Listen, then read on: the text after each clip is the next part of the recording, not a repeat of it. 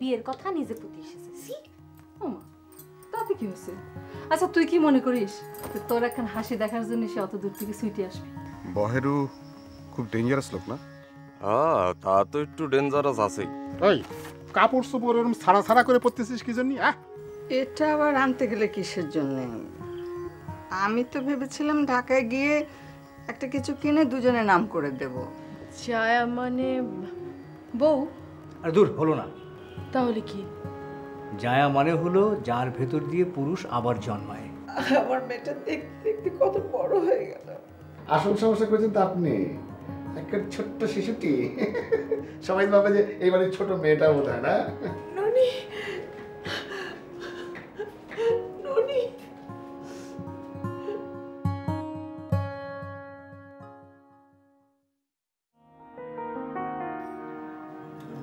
আপনার বাবার ব্যাপারটা বেশ ইন্টারেস্টিং।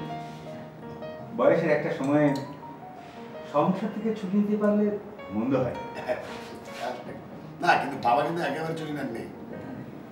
আমরা যখন স্বাবলম্বী হয়ে গেলাম তখন বাবা গ্রামে চলে গেছে। সেখানে তো একটা বড় সংসার আছে, মানে যার যখন যেখানে বিপদ বাবা গিয়ে কিন্তু হাজির। বাহ, ইন্টারেস্টিং। আপনার ওয়াইফের সঙ্গে আনলেন না কেন? আরে ভাইয়ের বউ দেখাতে বোনের মতামত তো আসল। না ঠিক আছে, মানে তুমি জানো নি? না না না, হচ্ছে কি আমি তো মামা হয়েছি। আচ্ছা আচ্ছা আচ্ছা, আমার তো ভাগ্নি হয়েছে, ওই জন্য আসতে পারি। মামা বোন সে আসতে পারি। এই সুসংবাদে কিন্তু আমরা মিষ্টি মুখ করতে পারি।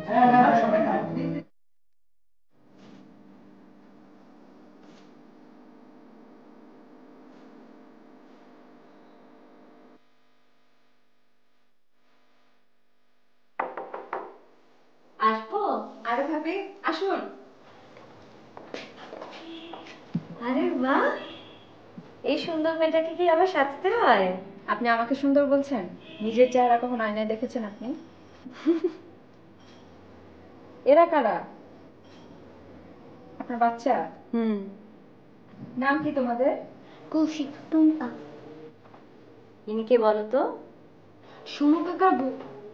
বাবা, একেবারে পেকে গেছে দেখছি।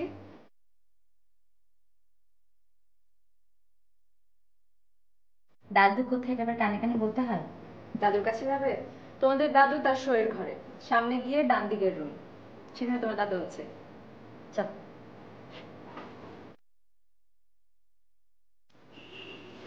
তোমাকে কিন্তু খুব সুন্দর লাগছে। আসেন ভাবি, বসেন। সবই তো বুঝতে পারছেন, এখন এই মেয়েটাই হচ্ছে আমার আত্মা। আমি ওকে সমুর হাতে ছেড়ে দিতে চাই না, আমি ছেড়ে দিতে চাই আপনাদের হাতে। আপনার একটা সমাজ আছে, আমারও আছে। আমি কাউকে খাটো করে দেখি না। তবু একটা কথা বলি, ঠিক এই কালে একটা ছেলে মাস্টার্স পাশ করে, যার চাকরির কোনো সুনির্দিষ্ট জায়গাও তৈরি হয়নি, তার কাছে তো আমি মেয়ে তুলে দিতে পারি না।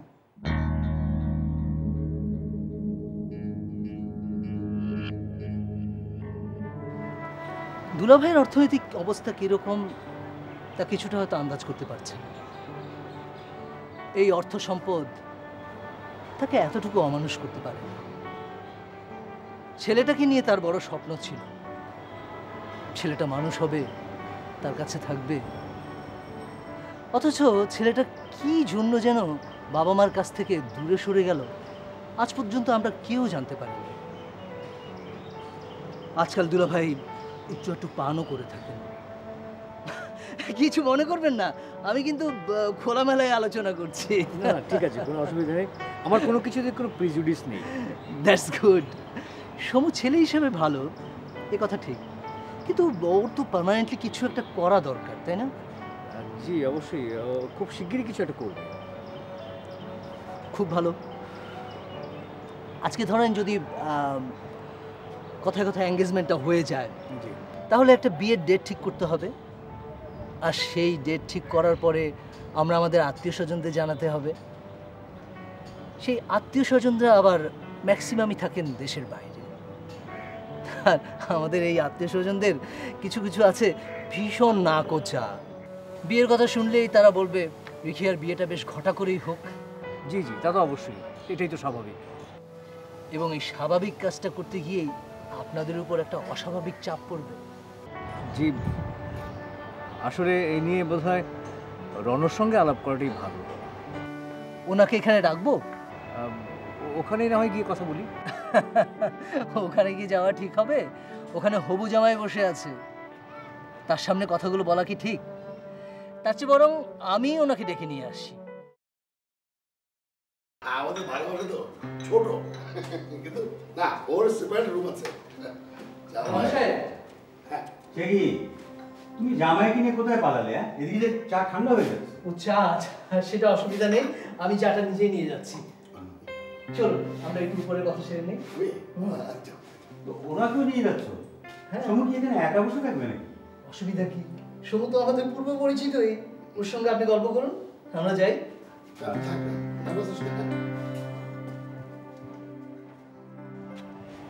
এই নিন আপনার চা। সে কি আপনি আনতে গেলেন কেন? আরে ও কিছু না, ধরুন তো। Thank you. রনু সাহেব, যে কারণে আপনাকে এখানে ডেকে আনলাম, বলুন না, আপনি বলুন। না না, আপনি বলুন। অসুবিধা নেই, আপনি তো এই ফ্যামিলি গার্জিয়ান, বলুন। আরে দুলা ভাইয়ের সব কিছুতে বেশি বেশি কথা। যা হোক, যে জন্য আপনাকে এখানে ডেকে আনলাম, আমি আর জয় সাহেব আলাপে আলাপে তুললাম। আমাদের পরিবারের কিছু নাকোচা আত্মীয় স্বজন আছেন, তারা এসে দেখবেন তখন নানান ধরনের খুঁত ধরছে। হয়তো এসে বলবে তারা, এটা কোনো ছেলে হলো নাকি?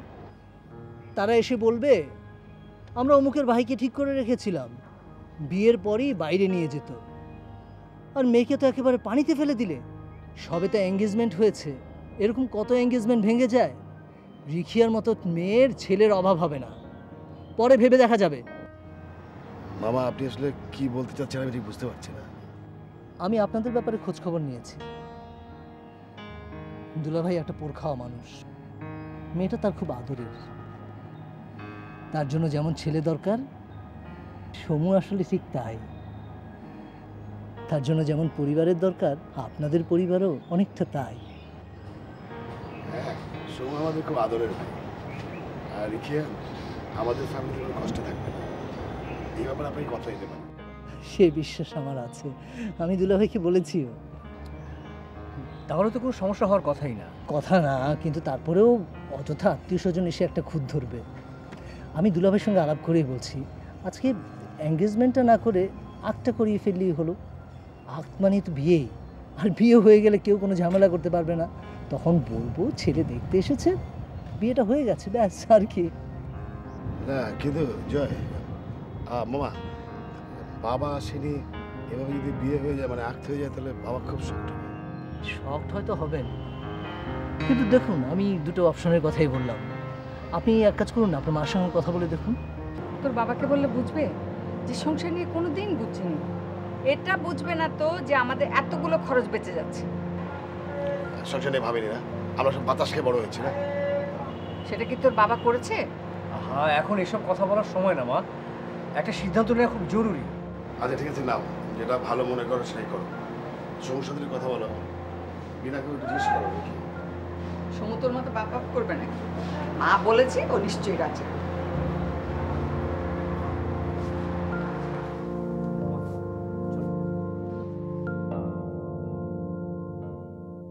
কর্তা, রাজবাড়ি পছন্দ হইল?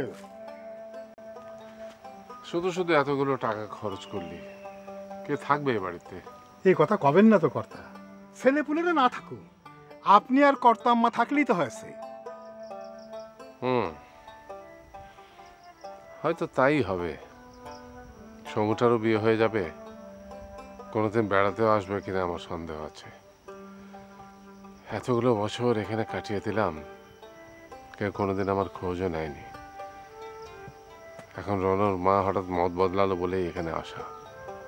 তারপর আমরাই বা আর কদিন, তখন এই বাড়িকে সবাই বলবে পুরো বাড়ি। কর্তা, সত্যি কি আমরা বুড়ো হয়ে গেলাম? তুই কি বলিস, দিন দিন জোয়ান হচ্ছিস?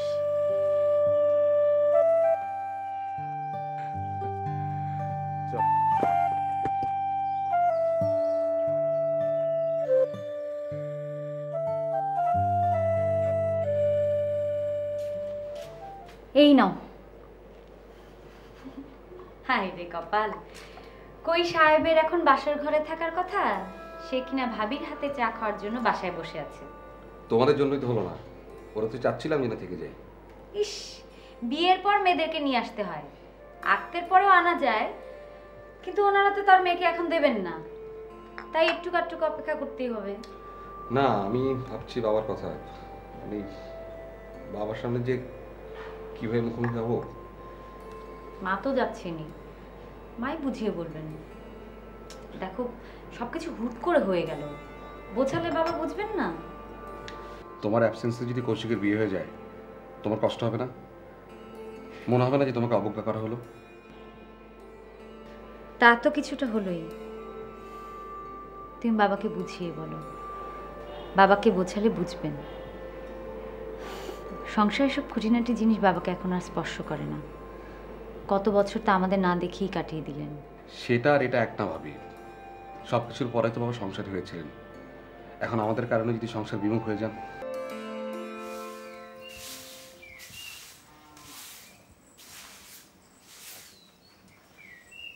বুবু, বুবু, বুবু দেখো কে আসছে। কে? বুবু, আম্মা। আরে দেখি দেখি, বুবু কি সুন্দর আংটি পরিস দেখো। তাই তো আম্মা, বিয়ে কিন্তু নতুন বাড়িতে হবে। আচ্ছা, সে দেখা যাবে না। না, দেখা দেখি হলে হবে না, আমরা আনন্দ ফুর্তি করবো না। আম্মা,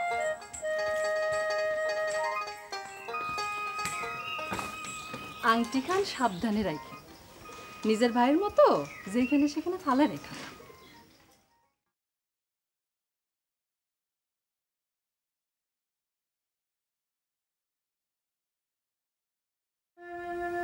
ও, তুমি কখন এলে? সে কি আর এখন, সকালের ট্রেনেই তো এলাম। ও, তা কে দিয়ে গেল? সমু এসেছিল। এত রাত করে ফেরে কেউ? না, তুমি কদিন ছিলে না তো, একটু বাউন্ডারি হয়ে গিয়েছিলাম। তা ওদিকে সব ঠিকঠাক মতো হয়েছে তো? বসেও কথা আছে।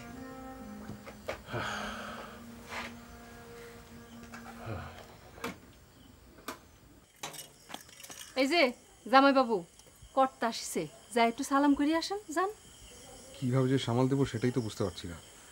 তাহলে একটু পরে যান, আম্মাই কর্তারে ম্যানেজ করুক। ধরো তো।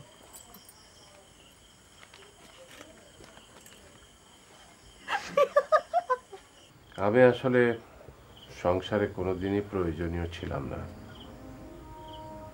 আমার ছেলে মেয়েরা কিভাবে বড় হবে, কখন কি করবে, কে কবে বিয়ে করবে, এসব দেখার বা জানার কোনো অধিকার কি আমার আছে বলো? তুমি এভাবে বলো না, সমুর কষ্ট হবে। হ্যাঁ, সমুর কষ্ট হবে, তোমার কষ্ট হবে, কেবলই আমাকেই কষ্ট পেতে হবে না। ছোটবেলা থেকে ছেলে মেয়েদের কাছে আমার পরিচয় দিয়ে রেখেছিলে বাউন্ডুলে, অথচ এই বাউন্ডুলিকে ছাড়া সংসারে কোন কাজটা হয়েছে তুমি আমাকে বলো? ছেলে মেয়েদের বড় করে তোলা, তাদের লেখাপড়া শেখানো, তিনটে ছেলে মেয়ের বিয়ে দেওয়া, কোনটা এই বাউন্ডুলিকে ছাড়া হয়েছে তুমি বলো? এমনকি ঢাকা শহরে জমি কেনার জন্য টাকার প্রয়োজন যখন হলো, তখন আমার কাছ থেকে প্রায় টাকাটা কেড়েই নেওয়া হলো। আমি বাউন্ডুলে, কিন্তু সংসার আমাকে কখনো ছাড়লো না কেন বলো? বাবা, এসো।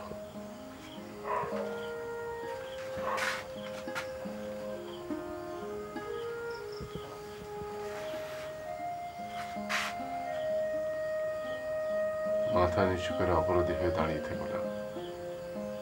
তুমি তো কোনো অপরাধ করনি। অপরাধ যা করার তা তোমার গার্জিয়ানরাই করেছে, আর সেটাকে অন্যায় বা বলি কি করে? সত্যি বলছো? অন্যায় কিছু হয়নি? তুমি কষ্ট পাওনি? অন্যায়টা আর কোথায় দেখলে বলো? অনেক বছর হয়ে গিয়েছিল আমি সংসার ছেড়ে দিয়েছিলাম, গ্রামে এসে পড়েছিলাম। সংসারে কোনো কাজে আর আমি রাখছিলাম না। এমন সময় একদিন হুট করে সমু এলো গ্রামে তোমার একটা চিঠি নিয়ে। চিঠিতে কিছুই লেখা ছিল না, কেবল লেখা ছিল জমি কেনার জন্য টাকা প্রয়োজন, সে টাকাটা আমাকে দিতে হবে। তখন আমি বুঝলাম যে সংসার আমার প্রয়োজন এখনো ফেরেনি। আমি প্রায় আবার সংসারী হয়ে গেলাম। তুমি এলে গ্রামে, বাড়ি হলো, সংসারের ব্যাপারে দুটো একটা কথা আমি বলা শুরু করলাম। কিন্তু সবশেষে আমি এই বুঝলাম, সংসার একবার যে ত্যাগ করে সংসার তাকে আর কখনো ডাকে না।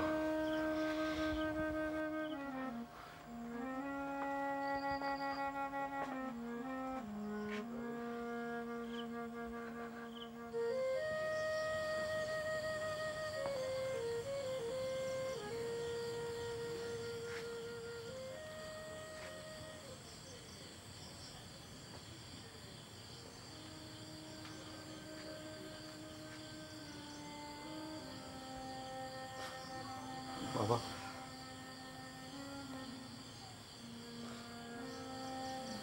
মন খারাপ করো না বাবা। আমার যা প্রাপ্য ছিল আমি তাই পেয়েছি। তোমরা সুখী হও।